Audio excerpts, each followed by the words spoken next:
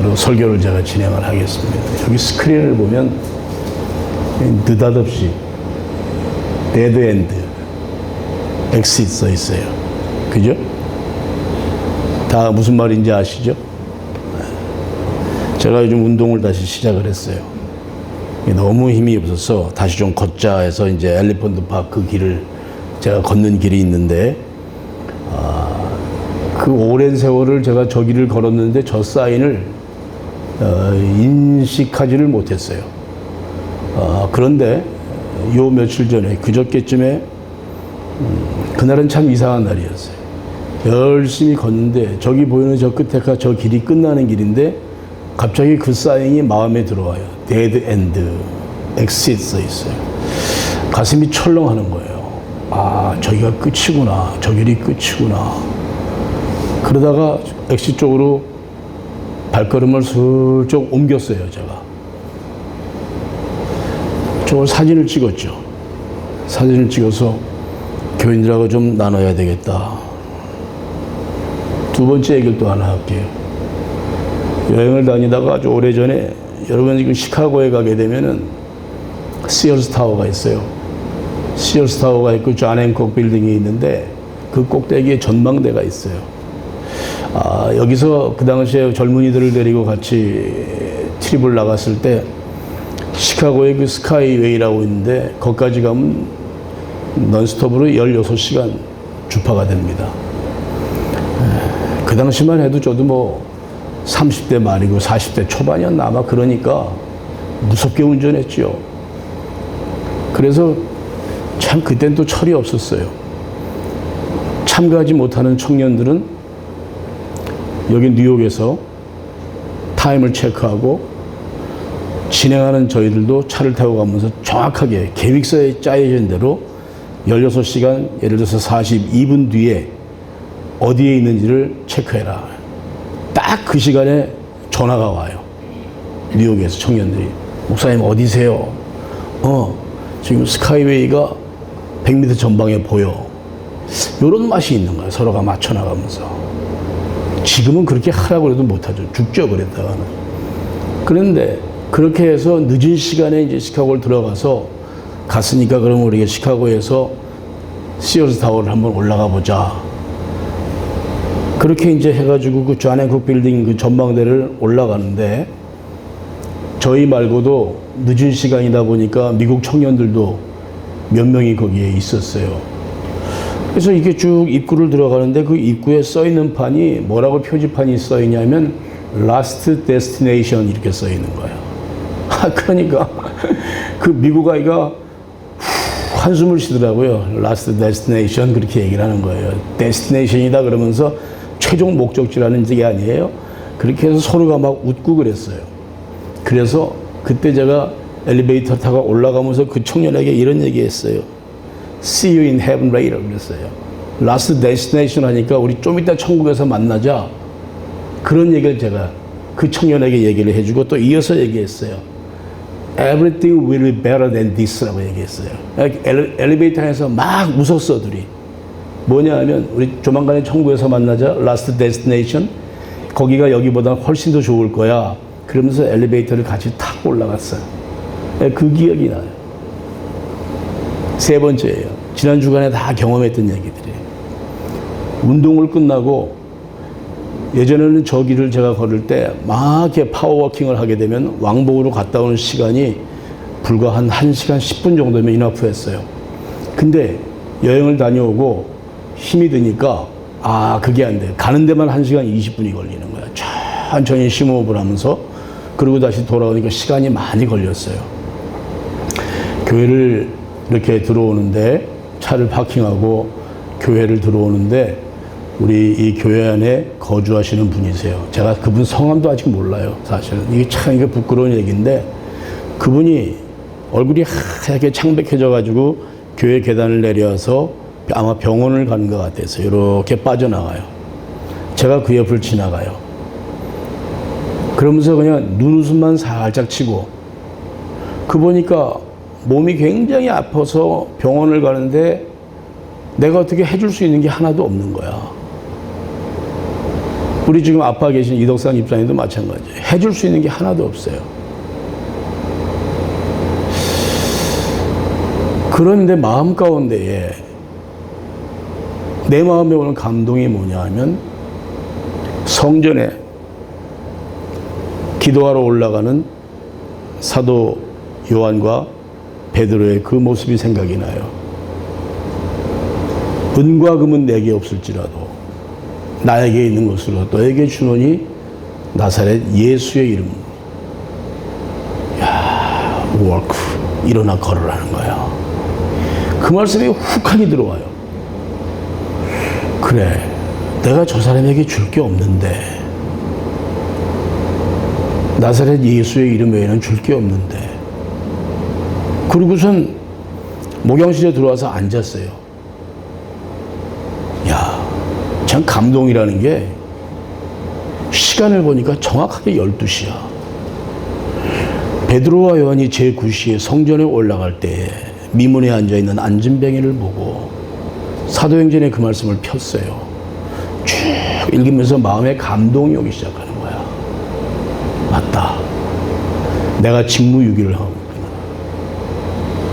있구나. 나가서 남들은 그냥 전도지 뿌려가면서 막 한 영혼이라도 구원하려고 막 그러는데 책상에도 오늘 보니까 김희복이라고 하는 다우리 안통 여기 뉴욕의 목사들인데 미국에 50주를 다니면서 노방전도했던 그런 책자를 이렇게 기록용으로 만들어 놨어요. 이 사람들은 가서 또 목이 터져라 그렇게 외치고 다니는데 나는 이 건물 안에 있는 사람조차도 내가 신경을 못 쓰고 있구나. 안 쓰고 있구나. 그런 마음에 회개가 나오는 거예요. 그러면서 한참을 묵상을 하다가 그래, 우리 로고스 교인들이 그들을 조금만 더 신경 쓰자. 조금만 더 신경을 쓰자. 밖에 나가서 제가 얘기할 때 여기 뉴욕에 있는 목회자들이 물어봐요. 목사님 요즘 성도분들 몇 분이나 모이세요? 그러면 제가 그냥 얘기를 합니다. 한 25명 정도. 주보는 내가 25장은 찍는다. 그냥 그렇게까지만 얘기를 해요.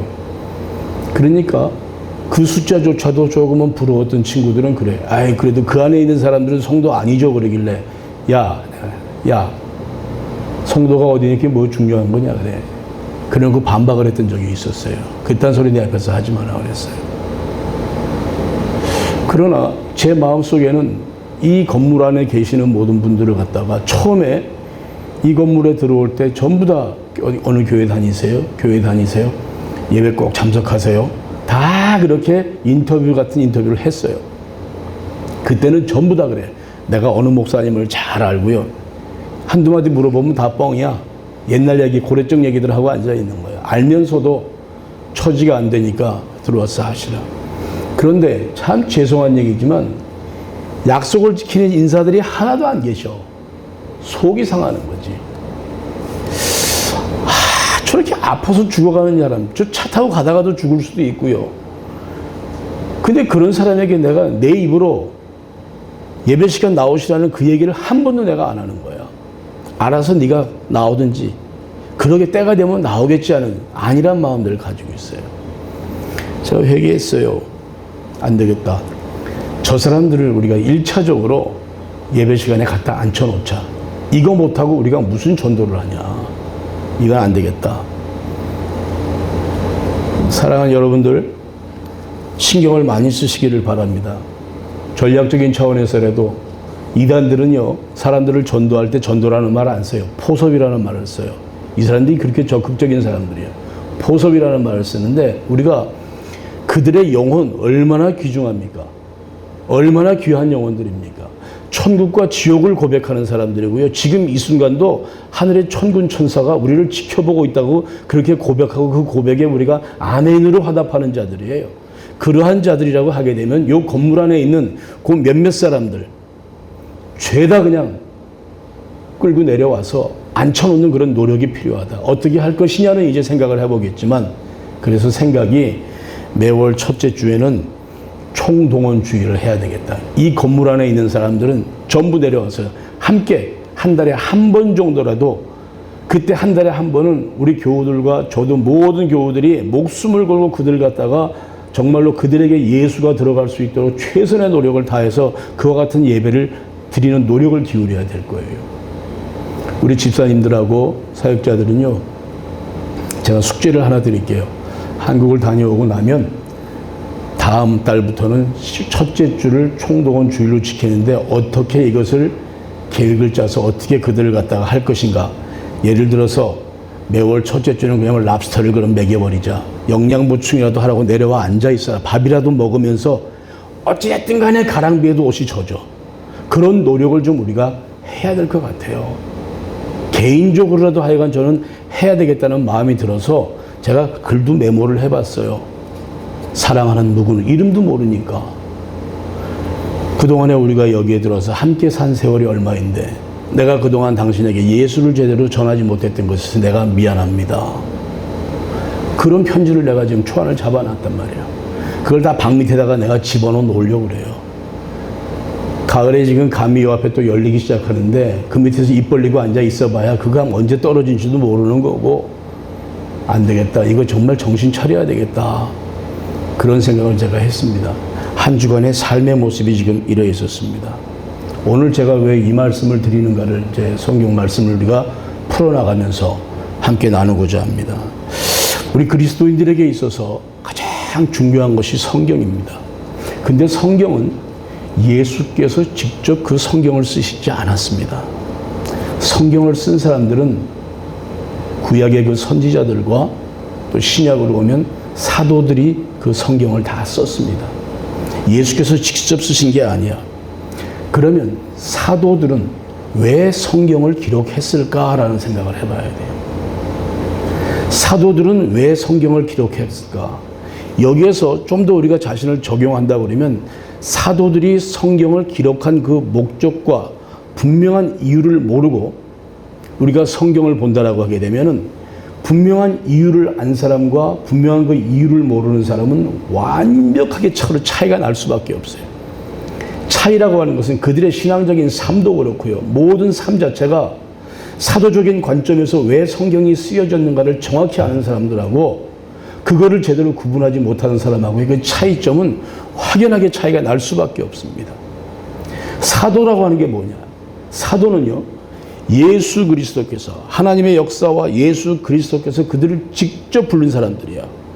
예수님에 의해서 직접 이렇게 택함받은 사람들이에요. 건져받은 사람이고 딱 지명받은 사람들이에요. 그들이 사도예요. 그런데 우리가 사도라는 것을 생각할 때 일반적으로 생각하면 우리랑 똑같은 사람이다 이럴 게 아니라 하나님이 직접 그들을 지명해서 불렀기 때문에 그들에게는 어떠한 특별한 권위가 분명히 있습니다. 사도적 권위라고 얘기하는 거예요. 그들은 절대로 개인이 아닙니다. 이분들은 공인들입니다. 사도적 권위가 그들에게 있기 때문에 초대교회들은 그 사도를 중심으로 교회가 세워지고 말씀이 선포되어지고 말씀이 해석되어지고 이런 여러 가지 신앙생활들을 그 사도들이 전부 다 이끌었다는 사실이에요. 사도가 뭐예요? 다른 거 아니에요, 여러분. 사도라고 하니까 뭐 이건 그렇지 않아요. 사도는 뭐냐 하면 히브리 말로 그냥 살리메라고 그래요. 이거 뭐 대언자예요. 대언자. 영어로 쉽게 얘기하면 그냥 메신저란 말이야. 기도를 할 때 목회자들이 하나님 나를 오직 주의 말씀을 증거하는 통로, 매개체로만 이용해 주십시오 할 때 그와 같은 그 역할을 사도가 감당하는 거란 말이에요. 그렇게 사도적인 입장이 중요해요. 그 말은 뭐냐면 사도들이 증거한 예수를 우리가 정확하게 알아야 되고 사도들이 증거한 하나님을 우리가 정확히 분명히 알아야 된다는 것을 우리가 생각을 할 수가 있습니다. 오늘날도 마찬가지입니다. 교회 역사가 진행되는 모든 부분들을 보게 되면은 목회자로 부르심받고 세움받은 자들이 하나님의 교회를 다스리고 하나님의 교회를 치리하고 하나님 말씀을 예언하는 그와 같은 일들을 감당을 하고 있습니다. 성경 말씀에 오늘 이렇게 사도가 증언한 말씀이 놀라운 말씀이 있어요. 나는 하늘에서 내려온 살아있는 떡이다. 사람이 이 떡을 먹으면 영생하리라. 51절 말씀 다 같이 한번 우리 소리를 한 목소리로 51절 말씀 다 같이 한번 읽겠습니다. 시작.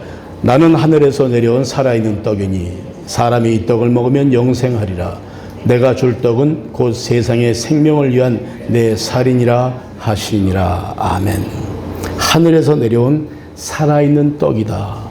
이 떡을 먹으면 영생하리라. 여기서 나오는 단어가 있어요. 오늘 사실 우리가 성경 말씀에서 요 단어들을 그대로 따가지고 설교의 제목을 잡았지만 이 설교의 제목을 우리가 좀 더 제대로 이해하기 위해서, 왜 이 제목을 잡았는가를 제대로 이해하기 위해서는 또 다른 부제를 갖다 얘기할 수 있습니다. 뭐냐 하면 요한의 공동체, 요한의 신앙 공동체 안에서 살아낸 영생의 삶의 모습이다. 이렇게도 제목을 정할 수가 있고, 또 하나는 사도 요한을 통해서 보는 영혼을 살아내는 방법이라고도 정의를 할 수가 있어요. 쉽게 성경에 나오는 그 표현을 그대로 지금 예수 그리스도, 생명의 떡, 영생, 이렇게 얘기를 잡았어요.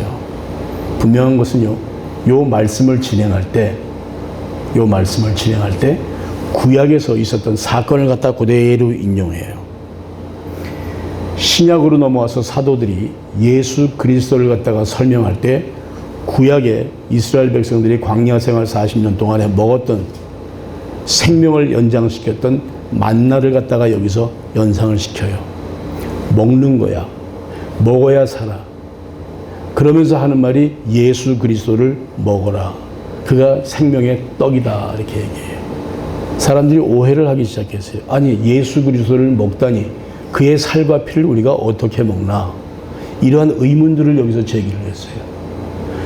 우리 한국 기독교도 마찬가지예요. 초창기 때 이런 것 때문에 기독교가 증거될 때 많은 어려움이 있었어요. 야소교라고 그랬잖아요, 그 당시에. 야, 교회당 가지 마라. 저것들 가면 사람 잡아먹는 데다, 사람 피 빨아먹는 데다, 이딴 얘기들이 무난하게 돌아다니고 있었단 말이에요. 성경을 잘못 이해했기 때문에 그랬던 거죠. 그러나 성경은 분명히 우리에게 얘기를 해줄 때 만나를 예를 들면서 그 만나를 먹고 이스라엘 백성들이 광야에서 살았듯이 우리가 예수 그리스도를 먹게 되면 우리가 영원히 죽지 않고 살게 된다. 이 말씀을 여기에서 오늘 사도 요한이 해 주시고 있습니다. 여러분, 우리가 여기서 중요하게 알아야 돼요. 초대교회가 이런 생각을 해보세요. 초대교회 사람들에게 있어서는 예수 그리스도의 다시 오심, 이 재림이 그들에겐 초미의 관심사였어요. 너무도 거기에 몰입되어 있었어요. 그러니까 어떤 경우는 거기에 너무 몰입되어 있으니까 생업의 현장도 포기하니까 사도 바울 같은 경우는 이제 좀 적당히 해라 그래. 너희가 우리가 사는 하루하루 삶 자체에도 그렇게 충실하지 못하는데 어떻게 할 수 있냐 그러면서 완전하게 거기에 몰입되어 있는 모습들을 조금 이제는 우리가 정돈을 시키는 모습이 바울 서신을 통해서도 나오고 있어요. 그들에게 있어서 예수는 그럼 어떠한 자들? 여러분 생각을 해보세요. 그들이 사는 시대에 예수께서 함께 거닐면서 그와 더불어서 모든 하늘나라를 체험했던 사람들이 그가 십자가에 달려서 돌아가시고 나서 그들의 마음이 어떠했을까? 인자는 너희가 본 그대로 다시 올 것이다. 예수를 기다리고 예수를 그리워하는 그 마음이 그냥 모든 삶의 전부였어요. 그 사람들은. 어떻게든지 간에 그래서 초대교회가 그 예수를 잊지 않으려고 뭐에 그렇게 신경을 썼을까요? 오늘 우리가 말하는 성례전이 그래서 나오는 성찬식이. 오늘 이 말씀은 성찬식을 진행할 때 우리가 읽어나가는 말씀들이잖아요. 생명의 떡을 먹어라. 그의 피를 마셔야 한다. 이 말씀이 계속 나오는 거예요. 예수를 절대로 그들은 잊을 수가 없었기 때문에 이러한 그 성찬식을 갖다가 너무도 그냥 정교하게 만들어 놓고, 이게 뭐냐면 성례전이라는 거잖아. 성례전이 뭐예요? 오늘날 교회가 성찬식을 하잖아. 왜 할까요, 여러분? 눈에 보이지 않는 하나님의 그 은혜를 우리가 하나의 이런 증표를 통해서 다시 한번 확인하는 것이 이게 성례전이에요. 그게 성찬식의 목적이란 말이야. 그걸 성례전이라고 그래요. 여기에 초대교회가 그냥 올인을 해버렸어요, 여러분. 올인을 했어요. 예수를 잊지 않기 위해서. 성경이 말하는 예수는 뭐냐? 우리가 그를 먹어야지 죽지 않는다 얘기를 하는 거예요. 그를 먹어야 우리가 영원히 산다 얘기를 하는 거예요. 예수가 아니면 안 된다 얘기를 하는 거예요. 아픈 사람들을 생각해 보는 거예요, 여러분. 저러다가 어떤 양반 하나라도 그냥 폭 쓰러져 봐. 얼마나 우리가 마음 가운데 안타까움이 있을까요? 우리 그 이덕상 집사님 요즘 많이 아파요. 아픈데요. 막 화가 나고 짜증이 나요, 그냥. 왜 짜증이 나는지 아세요? 좀 더 예수 좀 확실하게 붙잡았으면 좋겠는데 건성 예수 붙잡는 것 같으니까 너무 속이 상하는 거야. 입만 열면 그냥 불평이 나오고. 내가 이덕상 집사님한테 마음이 아파도 어쩔 수 없어요. 그건 목사가 해야 될 일이야. 집사님의 그 아픔 누구도 대신해 줄 수 없어요. 지극히 본인의 문제이기 때문에 본인이 주 앞에 무릎 꿇고 본인이 회개하고 본인이 모든 것들을 해결해야 된다. 누가 대신해 주지 않는다. 그러면서 그런 얘기를 했어요. 지금부터라도 좀 회개하는 방법이 뭡니까? 무조건 감사하세요. 무조건 기뻐하세요. 무조건 사람들 축복하세요. 열어서 입을 열면 다른 사람 자꾸 축복, 불평불만 터뜨리지 말고 제발 기뻐해라, 제발 기뻐해라. 그 기쁨이, 그 감사가 당신 마음에 느껴져서 내 마음의 기쁨이 샘솟으면 그때 당신 비로소 다 낫는다 그랬어요. 그것이 낫는 거다. 그게 복음의 능력이다 그랬어요. 그 일을 위해서 전심으로 기도하라 그랬어요. 해줄 수 있는 게 우리가 없잖아. 그 아픔을 어떻게 대신해 주겠어? 여러분, 예수가 우리의 마음 가운데 없으면 안 돼요. 우리가 하나님을 예배하는 거요. 성경 말씀에서도 그러잖아. 두세 사람이 모인 곳에서 누구의 이름으로? 나의 이름으로 예배하는 자들이라고 얘기하고 있어요. 수천 명, 수백 명 모인 게 절대 중요한 게 아니야. 한 생명을 천하보다 귀하게 여기시는 그 주의 사랑에 우리가 분명히 그 사랑을 따라서 그 생명들을 귀하게 여기고 한 생명이 정말 주 앞에 돌아오는 것, 그것을 기대하고 기도하고 이것이 예배가 돼야 되는 거예요. 오늘날 예배의 모습들을 보십시다. 저는 요즘 기도가 있습니다. 이제 우리가 3, 4분기의 사역을 끝내고 마지막 4, 4분기로 이제 접어 들어가는 거예요. 10월, 11월, 12월 4, 4분기 아닙니까? 4, 4분기의 사역은 아까도 우리 사역자들 얘기하는데 회개에 합당한 열매를 말씀하시고 막 이래서 또 가슴이 철컹하는 거예요. 그 열매가 우리가 교회 사역이 맺혀져야 되는데 그 합당한 열매를 그러면 내가 기도하는 것은 누차 말했지만 하나님 앞에서 우리가 이와 같은 사역들을 통해서 뉴욕 교회를 함께 세워나가는 그 일에 우리가 쓰임받도록 해달라는 그런 기도를 매일 하고 있어요. 어저께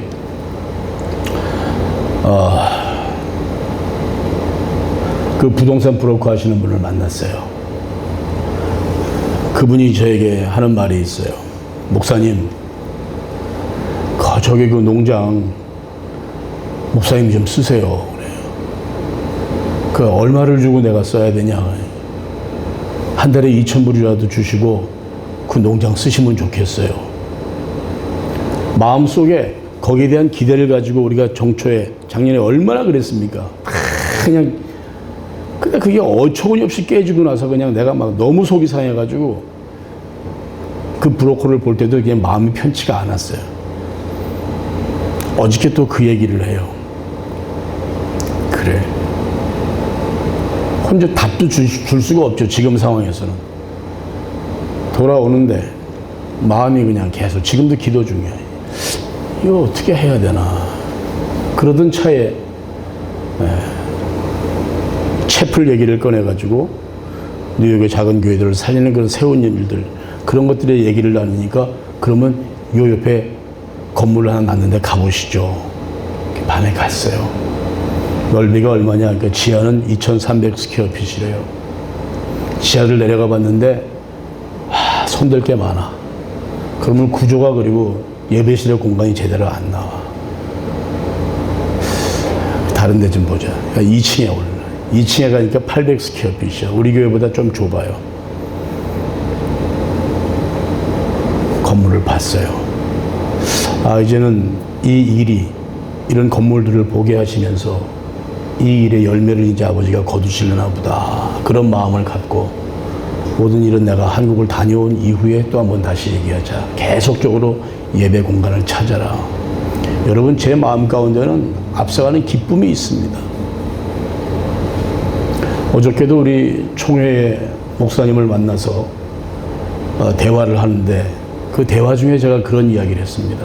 목사님, 지금 나이가 이제 60 중반대를 넘어가서 우리 내일 모레면 은퇴할 나이들인데 내 마음 가운데 제일 아쉬움이 뭔 줄 아십니까?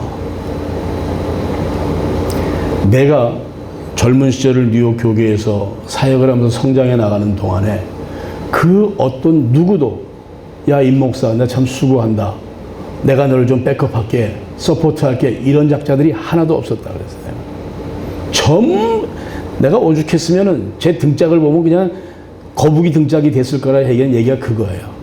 얼마나들 뒤에서 그냥 사람을 그거 하게 하는지 그런 게 지금 익숙해져 있기 때문에 뭐 이제 개의치도 않습니다만은 그런 마음들을 생각해 보면서 지금 우리 뉴욕에 있는 후배들을 바라보니까 선배로서 우리 후배들을 챙기는 자가 있어야 되겠다.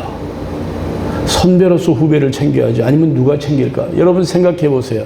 가까이 아는 사람들도 내일 모레면 이제 목사 한 수 받는다 그래. 저기 우리 이전도사도 이제 강도사 되고 목사 한 수 내가 대놓고 내년 4월 달에 안수 받는 거로 하자고 총회 임원들하고 얘기를 끝내놨는데 저런 친구들이 많단 말이에요. 하나님께 쓰임받을 수 있는 친구들이 많아요. 다 뜨거운 열정을 가지고 그들이 하나님께 기도하고 했던 사람들이에요. 그런데 지금의 실상을 바라보면 카페마다 앉아있는 작자들이 다 그런 친구들이야. 카페마다. 심지어 카페 주인도 그래. 목사님, 우리 카페에는요 크리스찬들이 많이 와요. 여자 목사님들도 많이 오고요. 속으로 창피해 죽겠는 거야. 여자 목사님들도 많이 오고 전도사님들도 많이 온대. 아니, 여자 목사님하고 전도사님들이 대낮에 왜 카페 가서들 시간들 보내고 앉아있냐고. 임지가 없으면 정말들 기도들 하고, 임지가 없으면 기도하면서 열심으로 해야지. 아침마다 공원에 나가서 볼 차는 게 그게 무슨 자랑이라고 그냥 그 자랑들을 해대고 앉아있고 같이 볼 차러 나오라고 그러고 이딴 소리를 해대고 있고 속이 막 상해요. 그냥 너무 속이 상해. 저들을 위해서 뭘 해야 되는데, 이 선배들이 뭘 해야 되는데, 선배들이 하나같이 지금 다 자빠져 있거든. 막 마음에 애통함이 생겨요. 속이 상해요. 아버지, 빨리 채플 만들어서 저 사람들 와서 그냥 24시간, 거기 가서 차 마시지 말고 24시간 오픈에 와서 기도하게 하고, 거기서 차 마시게 하고, 그런 걸 뭔가 좀 누군가 만들어 놓자라는 거지. 장소를 어저께 봤어요. 금액도 나왔어요. 2,300 스퀘어핏은 $6,000 달래요. 그거 조금 나한테 무리 된다. 2층에 올라가자. 800 스퀘어핏인데 거긴 손댈 것도 없고 깨끗해. 근데 좀 좁아. 이 사모님도 요즘은요 같이 닮아가는 것 같아. 전에는 막 결사반대, 지금 없으니까 얘기하는 거예요. 결사반대. 지금은 하려면 크게 하셔. 이렇게. 하려면 크게 하래. 그 공간이 작다는 거지. 생각을 해봤어요. 거기서. 야, 요거라도 얻어놓으면 그래도 한 5개 교회에 와서 시간 예배드리고 수요 예배드리고 목요 예배드리고 꼭 굳이 수요 예배 드릴 이유가 뭐가 있어. 너는 수요일날, 너는 목요일날, 너는 화요일날 그렇게 저녁 예배 드리면 되잖아. 막 예배가 생활해야 되는 걸 거기서 앉아서 그걸 한참을 혼자 서 있는 거야. 다 나가라고 그랬어요. 혼자 기도하고 있었어요. 구체화되기 시작하고 있어요. 여러분 기도 많이 합시다. 정말 그 일은 중요한 겁니다. 정말 중요한 일입니다. 교회가 현실적으로 바라봤을 때 뉴욕에서 수백 명, 수천 명이 모이는 거는 그것은 우리들의 욕심들이야. 교회마다 크든지 작든지 간에 하나님의 일에 최선을 다해야 될 때거든. 우리가 지금 뉴욕 교회가 이렇게 힘들어지고 있구나 말로만 이러면 안 돼요. 그런 얘기는 누구나 다 해. 누구나 다 해. 이제는 거기에 대해서 좀 책임의식을 우리가 갖자 이거야. 제사장적인 책임의식이라는 게 뭐야? 바로 그런 거 아닙니까? 예배가 우리의 삶 가운데서 일어날 수 있도록 우리가 쓰임받는 역할들, 그런 것들을 하자라고 하는 거거든요. 어저께는 내내 그런 것들을 생각합니다. 초대교회는 영생이라고 하는 단어, 예수님과 연관되어진 영생이라고 하는 이 단어에 목숨을 걸었습니다. 여러분, 목숨을 걸었습니다. 누차 드리는 말씀이지만 초대교회 역사를 보면은 핍박을 보게 되면 그 콜로세움 같은데 그 사자들이 사람을 죽이려고 하는데 그 사자를 풀어놓고 그리스도인들을 갖다가 그 안에다가 집어넣어 버리잖아요. 한 아이의 엄마가 자기 아들의 손을 잡고 무서워 떠는 아이한테 두려워하지 마. 이제 조금 있다 우리 저기서 만나자. 조금 있다 저기서 만나자. 그런 믿음을 가지고 그들은 살았던 사람들이었었어요. 오늘 이 성경 본문 말씀을 증거하는 이유가 다른 것이 아니에요.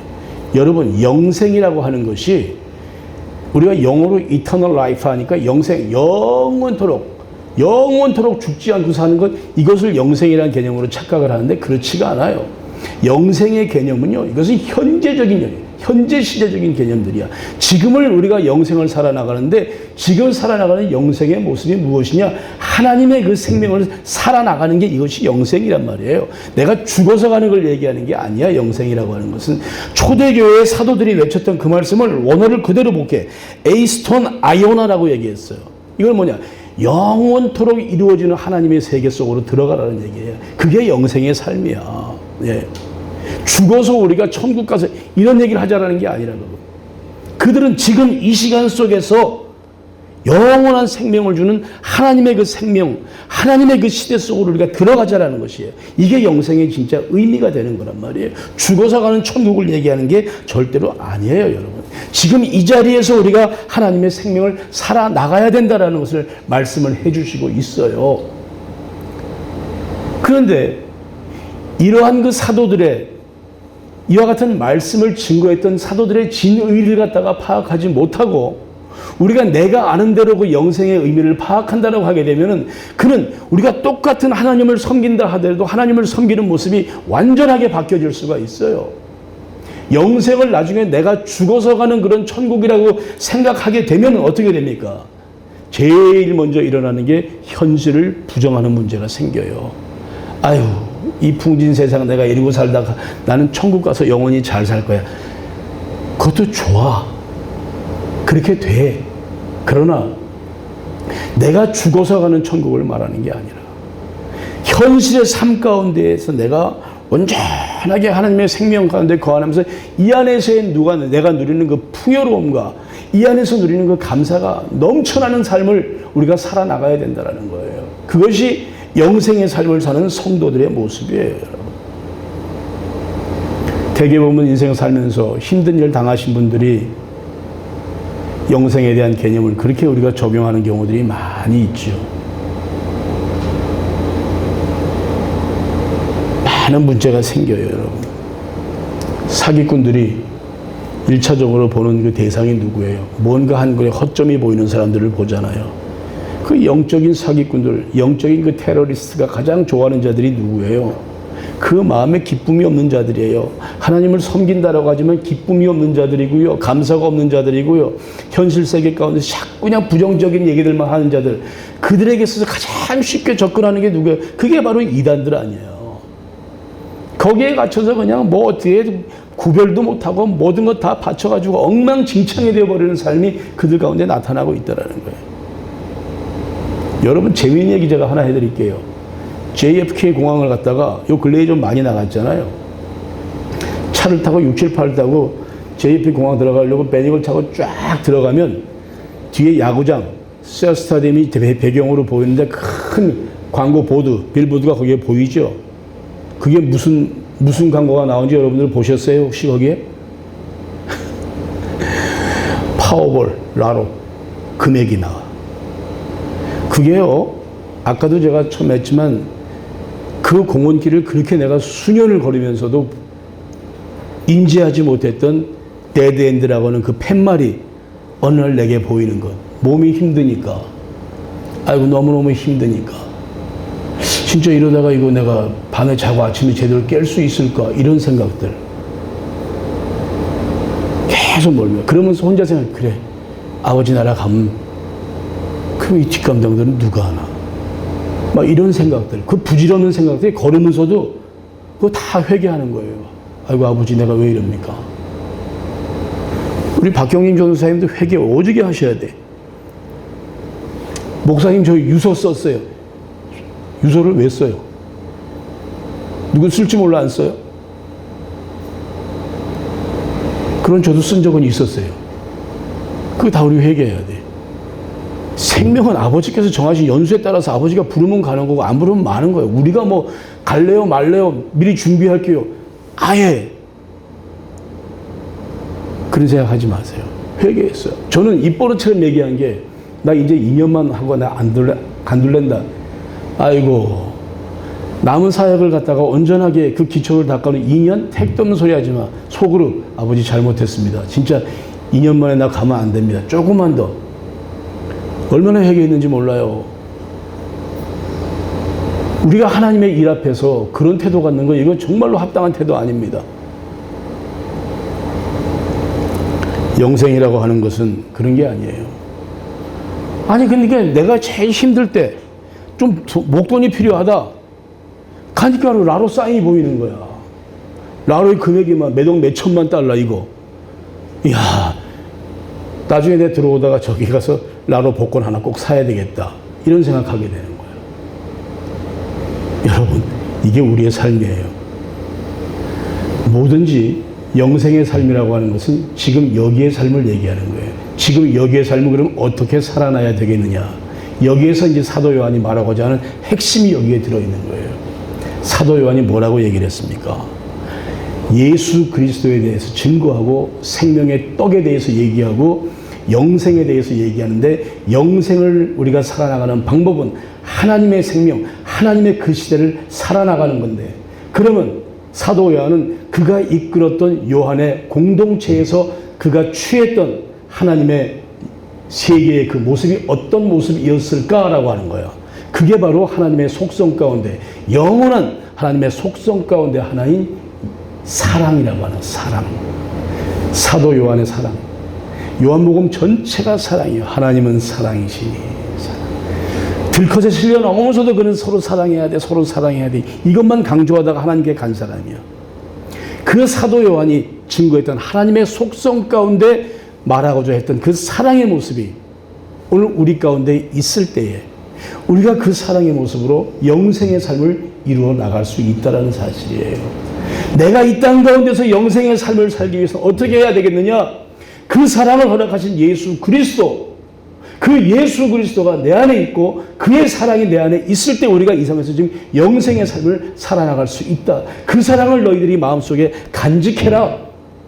그 예수가 너희 안에 있을 때 우리들은 생명의 떡을 먹으면서 죽지 않고 살 수 있다는 것을 사도 요한이 계속적으로 그의 서신을 통해서 요한 1, 2, 3서까지 나가보세요. 얼마나 계속 그걸 강조하고 있어요.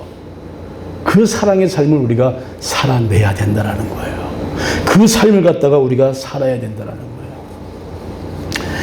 사랑하는 여러분들, 사는 게 녹록하지는 않습니다. 분명히 녹록하지는 않습니다. 근데 어저께 그 친구가 그 얘기 하더라고. 목사님 요즘 어떻게 지내요? 저는 그냥 아무것도 안 합니다. 알지. 근데 나는 왜 이렇게 바쁠까? 목사님 그냥 힘들면 아무것도 하지 말고 계세요. 그러더라고. 답인 것도 알아. 출애굽기를 생각해 보는 거예요. 애굽의 바로의 군대가 막 잡으러 쫓아오니까 앞에 바다는 홍해는 떡하니 가로막고 있지. 난리들이 난 거 아니야. 하나님을 원망하잖아요. 모세를 죽인다고 하잖아요. 별의별 성경이니까 폼나게 써놨어. 실제적으로 그런 일이 있었어요. 어떻게 얘기할까요? 예? 그냥 그를 향한 원망과 불평이 막 노골적으로 나갈 거예요. 그냥 누구처럼 구구단 외우고 별일이 다 날 거야. 아마. 그런데요. 그때 하나님의 음성이 있잖아요. 너희는 가만히 있어라. 내가 오늘 너에게 이르는 구원을 너에게 보여줄 거니까 너희들은 가만히 있어라 그래요. 그 이후의 말이 놀라워요. 그 이후의 말은 별로 얘기들을 안 하셔. 가만히 있을 동안에 그들은 기도하죠. 그러나 그 이후에 나온 하나님의 약속이 얼마나 놀라운 줄 압니까? 너희가 오늘 본 그 애굽인들은 영원토록 다시 볼 일이 없을 것이다 하는 거야. 이게 할렐루야예요. 얼마나 놀라운 말씀을 주십니까? 사랑하는 여러분들, 우리가 좀 어려움이 있더라도 주 앞에 엎드려 기도할 수 있기를 간절히 바랍니다. 제가 지난주에도 그랬고, 입이 찢어서 귀에 걸린다는 얘기를 하잖아요. 얼마나 우리의 삶 자체가 귀하고 하루하루가 귀한지 모릅니다, 여러분. 항상 주 안에서 그 사랑 가지고, 그 사랑 가지고, 그 사랑의 능력 가지고 우리가 하루하루 이 땅의 삶을 이루어 나갈 수 있기를 간절히 바랍니다. 박경림 전도사님, 웃으세요. 싹싹 그냥 입이 찢어지도록, 귀에 걸리도록 웃으시고, 우리 백 집사님은 너무 많이 웃으셔서 다행이고, 김종규 집사님 어저께 좋은 데 갔다 오셨어요? 이제 웃으시네. 좋은 데 갔다 오셨어요? 웃으셔. 좋은 데 가면 어딘지 제가 물어보지 않을게요. 잘 쉬고 오셨으면 된 거예요. 다들 웃으세요, 여러분. 박종덕 집사님도 많이 웃으세요. 집사님, 전화기 뒤에 그 마그네틱 잘 붙였어요? 감사합니다. 웃으세요, 그냥. 그냥 다 웃으시고 기쁨으로 교회 안에 웃음이 넘쳐야 돼. 그 웃음 속에서 서로가 그리스도의 사랑을 함께 주장해 나가면서 우리가 그것이 이 땅에서의 영생을 누리는 방법이에요. 죽어서 가는 천국이 아니야. 살아서 내가 누리는 천국을 말하고 있는 겁니다. 이 귀한 말씀이 우리 모두에게 교회의 능력이 되어지기를 간절히 소원합니다. 기도합시다. 아버지 하나님, 우리의 삶에 예수의 흔적이 얼마나 있나를 한번 이 시간에 돌이켜보면서 주 앞에 머리 숙여 기도합니다. 그리스도의 그 흔적이 우리의 신부에 온전하게 새겨지기를 하나님 간절히 원합니다. 예수 믿는다고 고백한 지가 벌써 우리가 이 로고스 교회에서만 5년이 지나가고 6년째를 맞이해서 이제 또 마지막 한 해를 향해서 달려가고 있습니다. 뭐가 변화가 됐나? 내 마음에 예수가 어느 정도 자리 잡고 있나? 내 마음에 있는 예수의 그 사랑이 내 주변의 모든 자들을 어떻게 내가 섬기고 감싸 안고 있나? 우리가 아침에 이 기도를 통하여 하나님 앞에 회개하고 다시 한번 다짐합니다. 로고스를 붙잡아 주옵시고 함께 머리 숙인 하나님의 백성들 주여 일일이 하나님께서 간섭하셔서 하루하루 매일의 삶이 주의 은혜로 모자람이 없는 넉넉한 삶을 살아나갈 수 있도록 인도하여 주옵소서. 예수님의 이름 받들고 감사하며 간절히 기도하옵나이다. 아멘.